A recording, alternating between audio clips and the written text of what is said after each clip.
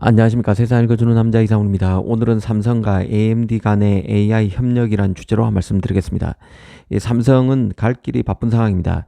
그 AI 칩인 GPU와 이 최적의 조합으로 꼽히는 HBM과 관련해서는 엔비디아 컬 테스트 통과 소식이 아직 나오지 않고 있습니다.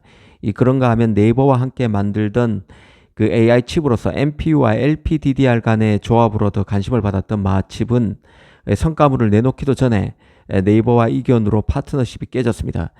종합반도체 업체로서 자체 AI 칩도 HBM에서도 눈에 띄는 성과가 더딘 게 현재의 삼성입니다. 그런데 최근 미 IT 전문 매체 WCCF 텍 등 그 외신에 눈에 띄는 소식이 있었는데요. 이 삼성이 GPU 연구를 위해서 AMD의 그 인스팅트 GPU MI300X를 2천만 달러 구매했다는 것입니다. 이 GPU는 삼성 리서치 센터에 테스트를 위해서 보내졌다고 합니다. 아시다시피 AMD의 MI300 그 GPU는 엔비디아의 H100 호퍼100에 맞서 내놓은 GPU입니다. AI 연산 성능이 엔비디아 그 호퍼100보다 1.3배 높고 메모리 용량도 큽니다. 이 성능도 뛰어나지만 가격이 싸기 때문에 이미 메타와 MS 등이 MI300 GPU를 탑재하기로 계약을 맺었죠. 이런 움직임에 엔비디아도 위기감에 그 호퍼200을 서둘러 내놨었습니다. 사실 이번에 나온 삼성의 AMD GPU 구매 규모는 메타, MS 등 미국의 빅테크들이 AI 자체 모델을 내놓기 위해서 개당 그 3, 4천만을 호가하는 엔비디아 호퍼100과 같은 값비싼 GPU를 수만 대 사들이는 것에 비하면 조족지혈이죠. 하지만 삼성의 경우는 이 마칩 사례에서 보듯 그 자체 AI 칩 개발 경험이 있고 그 HBM 공급 그리고 엑시노스에서 GPU 협력 등 그 AMD와 비즈니스에서 복잡하게 얽혀 있는 만큼 유익 있게 볼 필요가 있다는 생각입니다. 사실 그 HBM 공급것만 해도 그런데요. 엔비디아 납품이 지연되면서 삼성 HBM의 최대 납품처는 AMD입니다. 그 AMD 같은 경우는 그 4세대 HBM으로 불리는 HBM 그 3부터 8단 제품만 3까지는 그 8단 제품만 사용하는 엔비디아와는 달리 12단 제품을 이미 메인으로 사용하고 있습니다. 이번에 그 삼성이 구매했다는 MI300X GPU 같은 경우도 192GB의 12단 HBM3를 장착하고 있는 칩입니다. 여기에 삼성 HBM이 들어간다는 뜻이죠. AI 시장 초반에 이 하이닉스가 엔비디아 GPU에 HBM을 납품하는 데 치중하면서 결과론적으로는 삼성과 AMD 간의 이 파트너십이 강화됐다는 점에 주목해야 합니다. 현재 AMD에는 삼성과 하이닉스의 HBM이 들어가는데 삼성 비중이 더 클 수밖에 없는 상황입니다. 특히 이번 달인 10월에는 그 AMD가 MI300X에서 더 나가서 MI325X GPU를 내놓습니다. 이 MI325X에는 최신 12단 HBM3E가 탑재되고 용량도 192GB에서 288GB로 크게 늘어납니다. 지금까지 출시된 AI 칩 중에 최대 용량이라고 이해하시면 됩니다. 여기에도 삼성 HBM3E 12단 제품이 탑재될 가능성이 큽니다.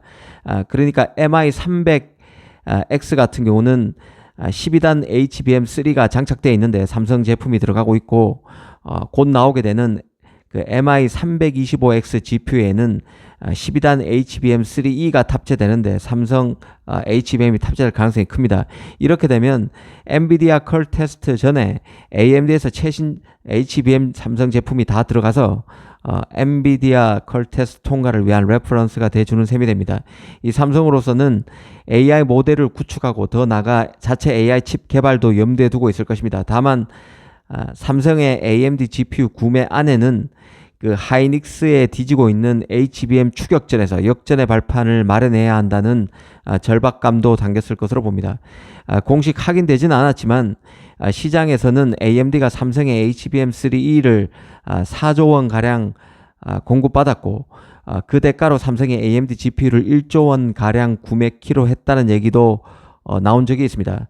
물론 오피셜은 아닙니다. 만약 이 내용이 맞다면 이번에 나온 구매 규모를 보면 아직 사들여야 할 칩이 훨씬 더 많은 것이죠. 이번에 나온 것보다 훨씬 많은 양의 칩이 몇 년에 걸쳐서 순차적으로 구매될 가능성이 있습니다. AI 프로세서에서 엔비디아에 밀리고 있는 AMD, 그리고 가장 고부가 메모리인 HBM에서 밀리고 있는 삼성의 이해관계가 맞아떨어졌다고도 볼 수 있는 대목입니다.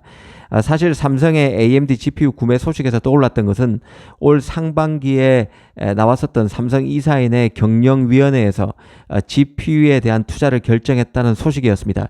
아시다시피 경영위는 그 M&A나 대규모 투자를 비롯한 경영 방식과 전략 등을 심의 의결하는 곳입니다.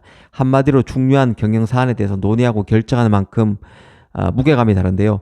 당시에 삼성 이사회가 GPU 투자를 결정했었습니다. 이 삼성은 현재 파운드리에서도 메모리에서도 모두 어려움을 겪고 있습니다. 파운드리에서는 4나노 이하 술 잡기에 어려움을 겪으면서 TSMC에 완전히 압도당하고 있고, 메모리에서도 D램 최선단 노드 HBM에서 하이닉스에 밀리는 상황입니다. 그래도 삼성의 경쟁력 자체는 남다르다고 할 수 있는데요. 이 설계도 제조도 메모리도 다 하기 때문에 다양한 기능을 가진 칩의 조합에 유리할 수밖에 없습니다. D램 업체라도 AP나 CPU를 설계해 본 경험도, 이런 칩을 직접 만들어 본 경험도 없는 마이크론 하이닉스보다 삼성은 뛰어날 수 있다는 뜻이죠. 또 파운드리 1위 기업이지만 메모리와 설계 능력은 없는 TSMC도 한계가 있을 수밖에 없습니다.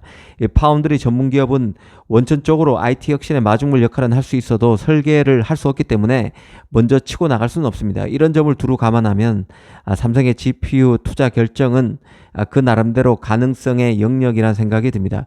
결국 프로젝트는 엎어졌지만 네이버와 함께 작업한 AI 칩인 마칩도 그간 GPU에 공을 들여왔던 삼성의 프로세서 드라이브라고 봐야 합니다. 삼성은 그간 GPU 개발에 힘써 왔었는데요. 엑시노스 GPU 성능 향상을 위해서 AMD와 손잡았던 게 바로 삼성입니다.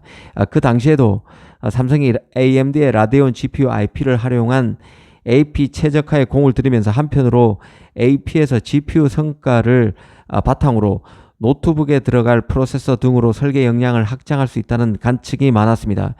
기본적으로 과거 삼성은 자체 CPU 개발팀인 몽구스를 해체함으로써 GPU 쪽에 더 매진하겠다는 뜻도 분명히 했었죠. 어찌됐든 삼성의 GPU 투자 결정과 이번 AMD의 GPU 구매 소식에는 GPU가 인공지능 반도체로 불리는 NPU로 전환하기 직전 단계의 프로세서로서 AI 시대 활용 가치가 무궁무진하다는 점이 반영되어 있을 것으로 봅니다. 특히 이런 투자는 크게 보면 삼성의 그 파운드리 사업, 칩을 제조하는 파운드리 사업과 그 HBM, LPDDR 등과 연계되어 있는 메모리 비즈니스에도 강력한 지렛대가 돼줄 수 있는 부분이 있습니다. AMD 같은 경우도 지금 삼성 HBM이 들어가고 있기 때문에 AMD GPU를 구매함으로써 서로 윈윈하는 측면이 있다는 것이죠. 이런 다양한 관점에서 이번 사례를 음미해 보는 것이 좋을 것 같습니다. 감사합니다.